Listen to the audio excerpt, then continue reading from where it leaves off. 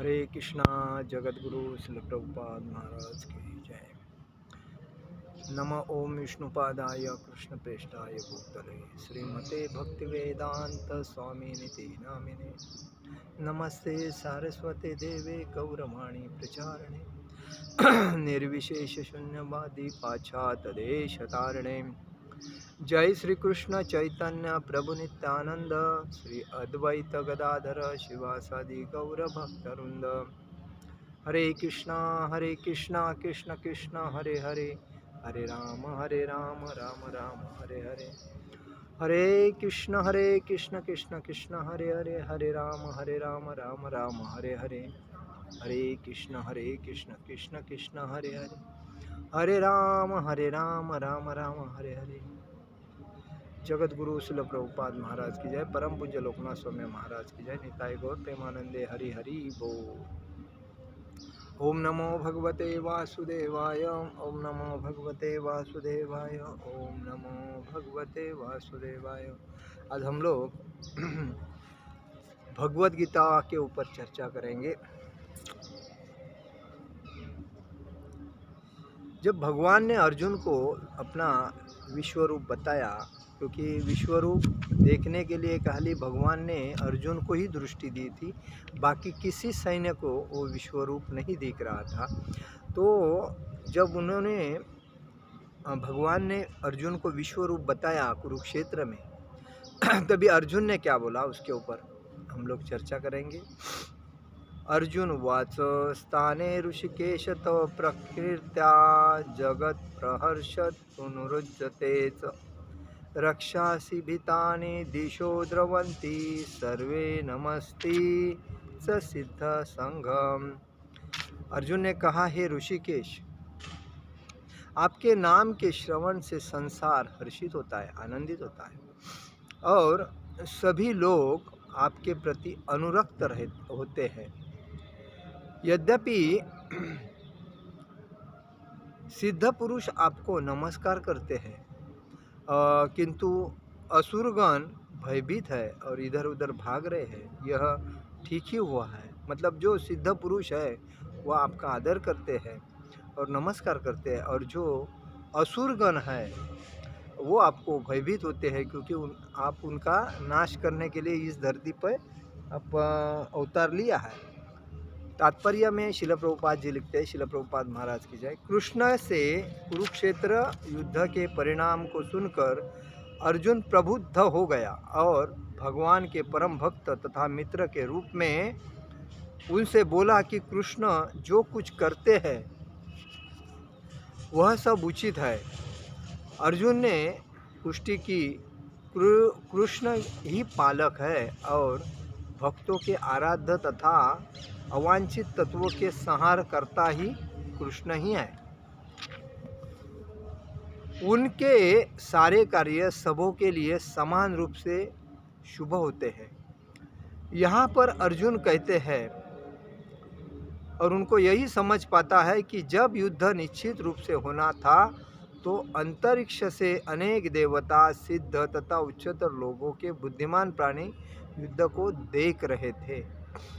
क्योंकि युद्ध में कृष्ण उपस्थित थे। जब अर्जुन ने भगवान का विश्वरूप देखा तो देवताओं को आनंद हुआ, किंतु अन्य लोग जो असुर तथा नास्तिक लोग थे वे भगवान की प्रशंसा सुनकर सहन न कर सके।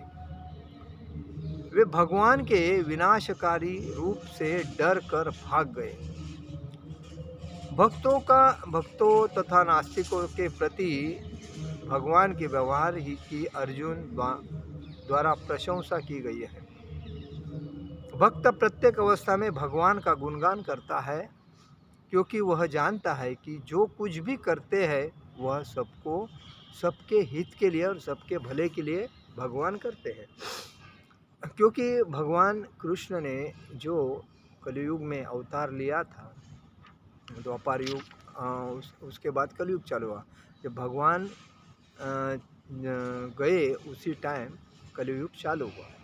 कहने का मतलब यही है कि जो कृष्ण भगवान सर्वश्रेष्ठ है और कृष्ण भगवान जो भी करते वो अपने भक्तों के हित के लिए करते, क्योंकि वो जो भक्तों को तकलीफ़ देते हैं, जो साधु तपस्वी को तकलीफ़ देते हैं, उनका नाश करने के लिए तो उन्होंने अवतार लिया था।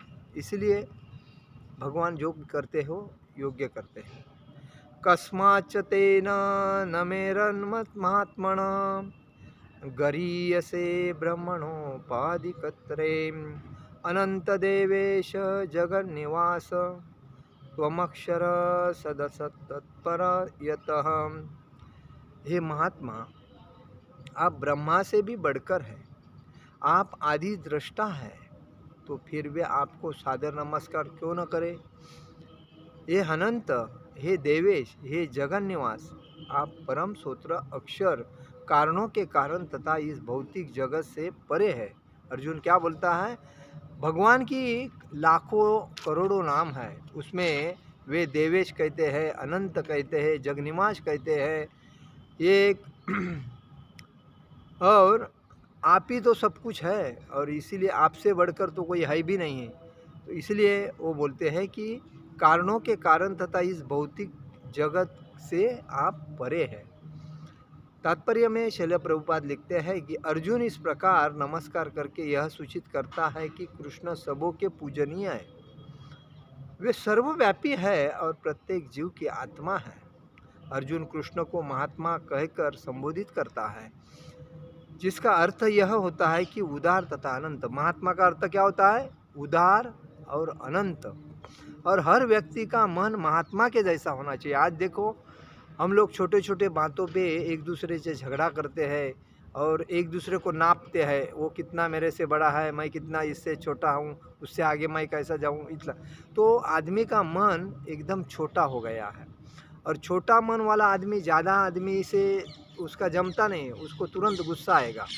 और जो महात्मा होगा, मन जिसका बड़ा होगा, वो सबको अपने में समान संभाल के लेगा और वो सबका हित चाहेगा, वो खुद के लिए कुछ नहीं चाहेगा। जो महात्मा होता है, इसलिए बोलते हैं महात्मा उदार होता है, वो दानी होता है, वो जो कुछ अपने पास रहेगा दान देता है, कुछ नहीं, खाली हाथ आया खाली आ जाऊँगा। और वो अनंत, मतलब उसका हम कोई अंदाज़ा नहीं कर सकते हैं, ऐसा उसका मन होता है। अनंत सूचित करता है कि ऐसा कुछ भी नहीं जो भगवान की शक्ति और प्रभाव से आच्छादित न हो। और देवेश का अर्थ यह है कि वे समस्त देवों के नियंता है। देवेश का अर्थ क्या है कि सभी देवताओं को नियंता, मतलब नियंत्रित करने वाला नियंता, देवेश। और उन सबके ऊपर है भगवान श्री कृष्ण, वे समग्र विश्व के आश्रय है। अर्जुन ने भी सोचा कि यह सर्वथा उपयुक्त है कि सारे सिद्ध तथा शक्तिशाली देवता भगवान को नमस्कार करते हैं, क्योंकि उनसे बढ़कर कोई नहीं है। अर्जुन विशेष रूप से उल्लेख करता है कि कृष्ण ब्रह्मा से भी बढ़कर है, शिव से भी बढ़कर है, क्योंकि ब्रह्मा उन्हीं के द्वारा उत्पन्न हुआ है। ब्रह्मा का जन्म कृष्ण के पूर्ण विस्तार गर्भोदकशाही विष्णु उनकी नाभि से हुआ है। नाभि से कमल का फूल उसके अंदर से हुआ है।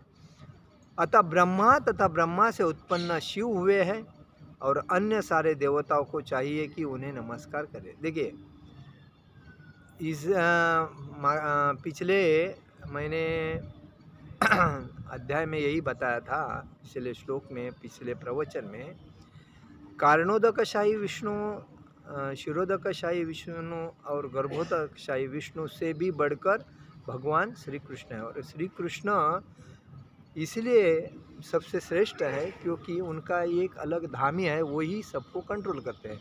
और उन्होंने ही ब्रह्मा जी को, शिव जी को उत्पन्न किया। ब्रह्मा जी को उन्होंने इस धरती के ऊपर या सृष्टि के ऊपर प्रथम अगर अंश पुरुष या मानव जो को ना रहेगा तो वो है ब्रह्मा जी। और ब्रह्मा जी ने सृष्टि निर्माण की, और उसके बाद प्रथम शिव जी को निर्माण किया उन्होंने।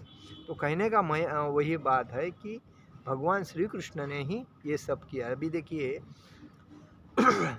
माता और पिता बच्चों को जन्म देते हैं, और जन्म देने के बाद वो बच्चे जब बड़े होते हैं, उनकी शादी होती है, उनके बाद में उनके बच्चे हो जाते हैं। उनके बच्चे होने के बाद वो स्कूल में जाते हैं, पढ़ लिख के बड़े होते हैं, उसके बाद में उनके बच्चे होते हैं। तो मूल कौन हो गया?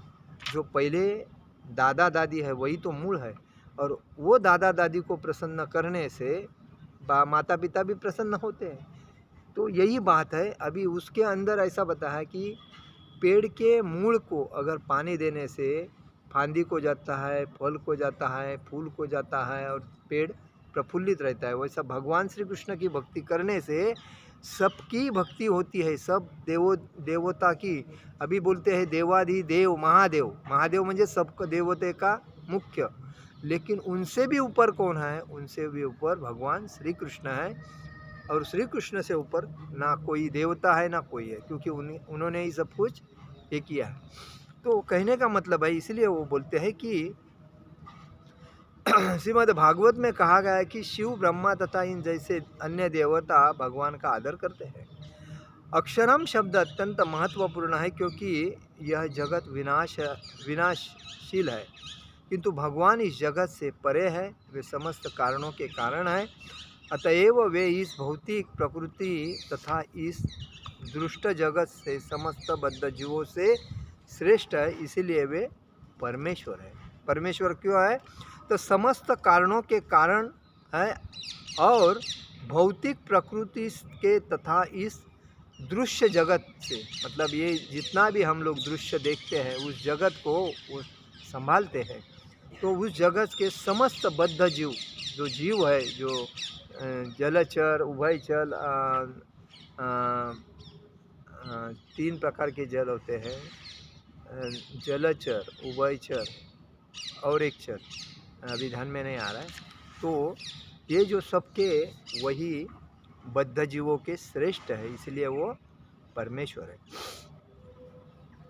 त्वमादिदेव पुरुष पुराण समस्त विश्वस्त परनिधानम वेत्तासि वेद च परम च धाम त्वयात विश्वमनंत रूपम। आदि देव, सनातन पुरुष तथा इष्ट दृश्य जगत के परम आश्रय है। आप सब कुछ जानने वाले हैं और आप ही वह सब कुछ है जो जानने योग्य है। आप भौतिक गुणों से परे है, परम आश्रय है, अनंत रूप। यह संपूर्ण दृश्य जगत आपसे व्याप्त हुआ है। तात्पर्य में प्रभुपाद जी लिखते हैं कि प्रत्येक वस्तु भगवान पर आश्रित है, अतः वे ही परम आश्रय है। निधानम का अर्थ है ब्रह्म तेज समेत सारी वस्तुओं ये भगवान कृष्ण पर आश्रित होती है। वे इस संसार में घटित होने वाली प्रत्येक घटना को जानने वाले हैं, और यदि ज्ञान का कोई अंत है तो वे ही समस्त ज्ञान के अंत है। अंत वे ज्ञाता और ज्ञेय वेद्य भी है, वे जानने योग्य है, क्योंकि वे सर्वव्यापी है। वैकुंठ लोक में कारण स्वरूप होने से वे दिव्य है। वे दिव्य लोक में भी प्रधान पुरुष है। वायुर्यमोग्नि वरुण शशांक प्रजापतिस्वपतितामहच्च नमो नमस्ते सुस्तुहस्तस्त्रत्वा पुनश्च भूयोपि नमो नमस्ते।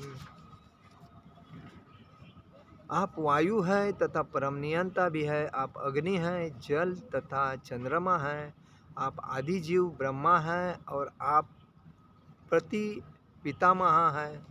और अथा आपको 1000 बार नमस्कार है, और आप पुनः पुनः नमस्कार है। अर्जुन क्या बोलते हैं?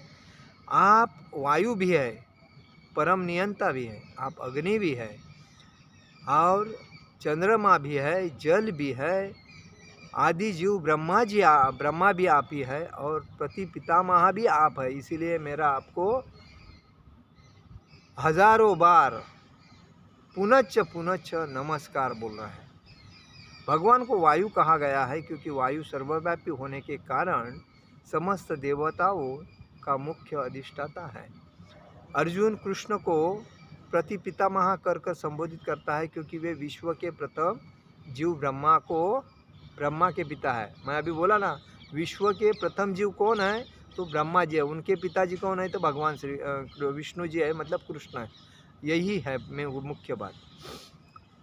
नमा पुरस्तादथ पुष्टतस्ते नमोस्तुते सर्वत एव सर्वे अनंत वीर्यामित विक्रमस्त सर्वसमाप्रोषि ततोषि सर्वे। म्हणजे आपको आगे पीछे तथा चारों ओर से नमस्कार है। यह असीम शक्ति, आप अनंत पराक्रम के स्वामी हैं, आप सर्वव्यापी हैं, अतः आप सब कुछ है। तब अर्जुन क्या बोल रहे हैं? श्रील प्रभुपाद जी क्या लिखते हैं तात्पर्य में? कृष्ण से प्रेम से अभिभूत उनका मित्र अर्जुन सभी दिशाओं से उनको नमस्कार करता है। वह स्वीकार करता है कि कृष्ण समस्त बल तथा पराक्रम के स्वामी हैं और युद्ध भूमि में एकत्र समस्त योद्धाओं से कहीं अधिक श्रेष्ठ है। विष्णु पुराण में स्कंध पहले स्कंद में 9वें अध्याय में 69वां श्लोक में कहा गया है कि योय तवागतो देव समीप देवतागणः ससत्वेम जगत्रष्टा यथा सर्वगतो भवान। मतलब आपके समक्ष जो भी आता है, चाहे वह देवता ही क्यों न हो, हे भगवान वह आपके द्वारा ही उत्पन्न है। ये क्या अर्जुन क्या बोलते हैं कि आपके सामने जो भी आता है, कोई भी देवता आता है तो वह आपके द्वारा उत्पन्न किया है। सखेति मत्वा प्रसंभ यदुक्तम, हे कृष्ण हे यादव हे सखेति अजानता महिमान तवेद मया प्रमादत परणे एन वापि यच्छा वहाँ सार्थमसत्कृतोऽसि विहारशय्यासन भोजनेषु एकोऽथवाप्यच्युतस्तत्समक्ष तत्ताक्षमये त्वाम प्रमेयम्। आपको अपना मित्र मानते हुए मैंने हठपूर्वक आपको हे कृष्ण हे यादव हे सखा ऐसे जैसे संबोधनों से पुकारा है, क्योंकि मैं आपकी महिमा को नहीं जानता था। मैंने मूर्खतावश या प्रेमवश जो कुछ भी किया है, कृपया उसके लिए मुझे क्षमा कर दे। यदि नहीं, मैंने कई बार आराम करते समय एक साथ लेटे हुए, एक साथ खाते या बैठते हुए, कभी अकेले तो कभी अनेक मित्रों के समक्ष आपका अनादर किया है। हे अच्युत, मेरे इन समस्त अपराधों को क्षमा करना। अर्जुन क्या बोल रहा है? जब उन्होंने भगवान का विश्व रूप देखने के बाद जब उन्होंने बोला आप सब कुछ आप ही है, इस दृष्टि के दाता आप है, सब जीवों के दाता आप है, सबके हृदय में रहने वाले आप है, सर्वश्रेष्ठ आप है, और आपका अभी मैंने जो विश्व रूप देखा है तो मैंने आपको क्या क्या नहीं पुकारा। मैंने अरे मतलब हम लोग बोलते हैं ना अरे तुरे की भाषा, तो ऐसे ये ऐसे भाषा में आपको नाम लिया है। मतलब हे कृष्ण हे यादव हे सखा, ऐसे मैंने आपको संबोधित करके पुकारा है। तो ये मुझे मालूम नहीं था आप भगवान हो, तो अभी मुझे मालूम पड़ गया, इसलिए मैं आपसे यही माफ़ी मांगता हूँ कि मेरे से कुछ भी गलती हुई है तो मुझे मेरे अपराधों को क्षमा कर दो। तो तात्पर्य में श्रील प्रभुपाद जी लिखते हैं, यद्यपि अर्जुन के समक्ष कृष्ण अपने विराट रूप में है, किंतु उसे कृष्ण के साथ अपना मैत्री भाव स्मरण है, इसलिए वह मित्रता के कारण होने वाले अनेक अपराधों को क्षमा करने के लिए प्रार्थना कर रहा है। वह स्वीकार करता है कि पहले उसे ज्ञात न था कि कृष्ण ऐसा विराट रूप धारण कर सकता है। यद्यपि मित्र के रूप में कृष्ण ने उसे यह समझाया था, अर्जुन को यह भी पता नहीं था कि उसने कितनी बार हे मित्र, हे मेरे मित्र, हे कृष्ण, हे यादव ऐसे संबोधनों के द्वारा उनका अनादर किया है और उनकी महिमा स्वीकार नहीं की है। किंतु कृष्ण इतने कृपालु है कि इतने ऐश्वर्यमंडित होने पर भी अर्जुन से मित्र की भूमिका निभाते रहे। ऐसा होता है भक्त तथा भगवान के बीच दिव्य प्रेम का आदान प्रदान होता है। जीव तथा कृष्ण का संबंध शाश्वत रूप से स्थिर है, इसे भुलाया नहीं जा सकता। जैसा कि हम अर्जुन के आचरण में देखते हैं कि यद्यपि अर्जुन विराट रूप का ऐश्वर्य देख चुका है, किंतु वह कृष्ण के साथ अपनी मैत्री नहीं भूल पाया। देखिए, कहने का मतलब हम यही समझना चाहिए कि हमारे जो मित्र मिलते हैं हमें, तो उसमें मित्र कौन से हैं स्वभाव के, उनके देखो कोई भी चीज़ में व्यक्ति जब हमें मिलता है ना, तो उसके चेहरे पे उसके गुण लेके रहते हैं। कभी कभी अंदर से आदमी मीठा रहता है, ऊपर से क्रोधित रहता है। कभी कभी आदमी अंदर से क्रोधित रहता है, ऊपर से मीठा रहता है। तो ऐसे अलग अलग आदमी रहते हैं, लेकिन हमें पहचानना आना चाहिए मित्र किस भाव का है। स्वार्थी मित्र है, निस्वार्थी मित्र है, कोई दयावान मित्र है, या कोई आचरण करने वाला। मित्रता ऐसी होनी चाहिए कि मित्र में एक दूसरे को मदद करनी चाहिए, लेकिन अपेक्षा कोई भी चीज़ की नहीं होनी चाहिए। तभी देखिए, भगवान और अर्जुन का उदाहरण हर जगह पे मित्रता में दिया जाता है। जैसा प्रेम में राधा और कृष्ण का उदाहरण क्यों दिया जाता है कि राधा रानी ने जो कृष्ण के साथ जो प्रेम किया, वो कोई उसमें उनका स्वार्थ नहीं था उसका। वो उसने अपना प्रेमी है, सखा है वो, बल्कि उसने उसके साथ दिल लगा के प्रेम किया।